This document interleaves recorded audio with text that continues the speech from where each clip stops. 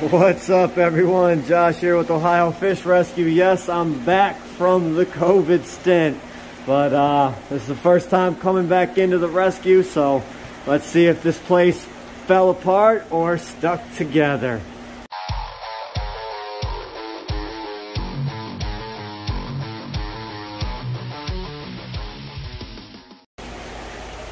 You guys should know I'm just joking. You know, my father and myself, you know, we take care of this place together, so you know, it's easiest when we divide and conquer and split up the chores. We can just do our jobs and won't worry about that. When one goes down, I take over. If he goes down, he takes over if I go down. We can both do the work. Yes, it sucks, but we both can manage, so I have no hesitation or worries that everything was taken care of out here. I did notice he got the 265 up onto the stand. Looks great. I definitely see the tigerfish put on some weight, but we've got some new fish in quarantine, so I'm going to take a look around here and we can go ahead and get started with the rest of this video.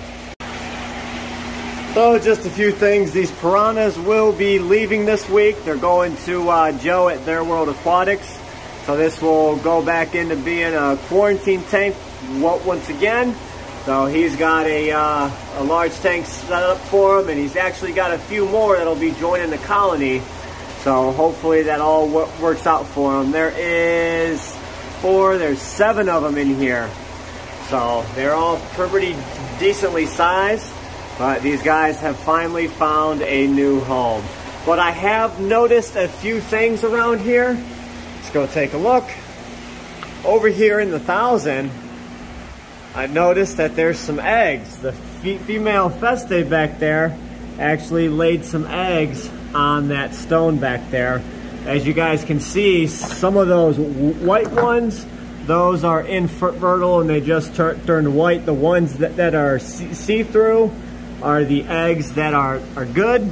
And then if they are fertilized, you'll start seeing a little like black speck of pepper in the middle of them, and that's actually the eyeballs and the fish starting to grow.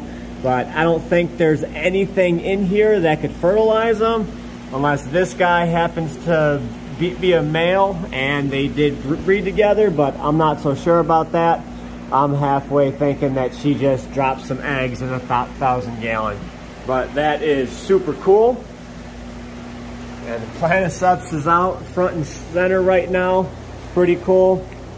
But we have some work to do in this tank. You guys see these algae plates are attached to the glass up here. I have to get inside of this tank. So what this means is I gotta lower this down. I gotta actually crawl inside of it and scrub these off. But while I'm inside the tank, we're gonna go ahead and sand and buff this. If you guys see, there's a big scratch across the front of it, and I'm not gonna say no names, but someone was cleaning the glass and there was a little piece of dirt caught in between the magnet and the acrylic, and it actually scratched the acrylic. So you guys always have to be careful not to scratch your acrylic tanks, because this is a possibility, and then you've got these scratches and it makes the tank look like crap. So, but this is fixable. We can sand it down and buff it out. That's what we're going to do. I'm going to have to do that from the inside, because that is a scratch on the inside of the tank. And then we'll go ahead and give them a once over clean, and this thing should be back up to tip-top shape. And then same thing with this 4400. We don't have no buffing to do on it, but we are going to get in here and give the glass a real good cleaning. And while I'm in there, wait for him to pass by, that pump right there is on its last leg, not the pump itself, but the hose that it's connected to is on its last leg. So it keeps busting on me and I keep having to reattach it. And that hose right there comes out and goes up to that big blue tub on top of the 4400, and it catches all the mechanical filtration for this 4400. So it catches all the little dirt floating around in the water, and that's just a 2,500 gallon per hour pump, pumping straight up to that tub. We're gonna go ahead and replace the hose on this pump, give it a brand new hose going up to that tub, And then this 4400 should stay clean a little bit because that already fell back off and we have to get in there and fix it. So once I'm in here cleaning the tanks, we're gonna go ahead and fix that problem as well. Well, all in all, I'm glad to see everyone doing very well and everything's still running as it should. Don't see look like we don't have any problems in here with the new arowanas. I was a little bit worried about that because of the small guy threw in there with the big guy. I don't know if I filmed that or not, but the small arowana was the big one in here and he was picking on the black arrow. So I had to separate them and move them because I didn't want the other silver to kill the black arrow. So I went ahead and tossed them in there and it seems like everything is fine. Now we do have a few things coming up this week that's a little bit time consuming. We're going down to pick up yet another large tank, which you guys will be able to see that all on video. Tomorrow we're heading down to Columbus and we're gonna pick up a 600-gallon tank. It's 8 foot long, 4 foot wide, and 30 inches tall. And it is another donation tank, so should be pretty cool. We still got to figure out what to do with it. Probably going to end up sticking that one in my garage since it's a little bit lighter and easier to throw around. So I'll probably just take that right over to my house and throw it in the garage for the time being because there's a lot of snow on the ground and it's definitely hard to get to a lot of things right now with how much snow is in my dad's driveway. So we will definitely have to resume this come, you know, springtime or when the snow gets thawed out a bit, but definitely nothing going to be done with it right now. And we got to come up with a plan first. So, you know, walking around this fish room, you know, we have that 1,000-gallon. Now we have to factor in this 600-gallon and see what kind of crazy ideas we can come up with and what we can try and make work here at Ohio Fish Rescue. So you guys remember the new arrivals? The bowfin down here still doing good. The long-nosed gar still doing good. They should be able to come out of quarantine after a little bit more time. Same thing with this endlicherry bicher. Both the bicher and the gar will probably go into the 1,000-gallon, and then the bowfin will join the bass and the other bowfin out there behind the monster pond. So other than that, we have just a few fish left in quarantine to get rid of. We got a couple plecos and whatnot in here.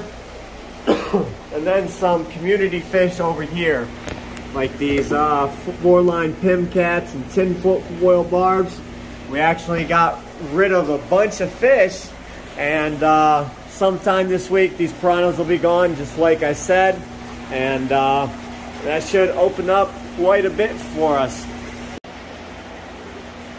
Well, luckily guys, I'm getting over this sickness and starting to pull out of it. If you guys didn't know, I did have COVID. So my dad got sick and I kept things going while he was down. Then somehow he passed it on to me. So I'd gotten it. I wasn't nowhere near as bad as my dad, so I haven't been down as long. But we are coming out of it. Mom is coming home, so there's things to look forward to. But with me coming out of my sickness, that means we can get back to getting a bunch of these projects and work done and whatnot. So the tanks will get back in the shape. We got to do some filter cleaning and just, you know, normal maintenance that's you kind of let go and, you know, you're sick and not wanting to do stuff. The fish are looking great, but the tanks not so much. I mean, so, you know, to some people the tanks might still look great, but not to our standard. Like even this one here, they can use a rub down the glass. That's the kind of stuff I'm talking about. Sucking some of the dirt up off the bottom, which that is like a sand, but that comes out from inside the fish. They actually poop that stuff out. I couldn't understand it first, but that comes from inside the fish, believe it or not, but it does happen. So we will continue to push on here. We got them few fish coming out of quarantine here soon, but we got some lights to fix on this 2200. I gotta hook them back up to the app. See, and then like this tank over here, you've got water spots on the outside, you've got algae on the inside.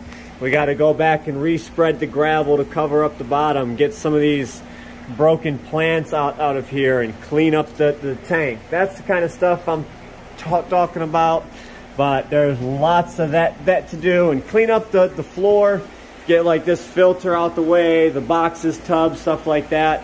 You know, things that have just piled up and you know, we haven't gotten around to, but we will get this place back in shape, and we've got a bunch of fun stuff coming up this week. Like I said, we've got that other tank coming tomorrow, so I will video that for you guys. And we definitely have some fish coming in as well. Luke is making the drive for us to go pick up an absolute monster, which you guys will find out all about that. That's actually really, really exciting. We have one here, almost the same size, and some of you guys absolutely adore it. So you guys are gonna love this rescue. You're gonna wanna stay tuned and watch what we have in store. Of course, we've always got more entertaining and awesome videos coming your way. So I hope you guys enjoyed this one. If you wanna see more crazy adventures with the Ohio Fish Rescue, be sure to hit that subscribe button. And as always, stay fishy, my friends.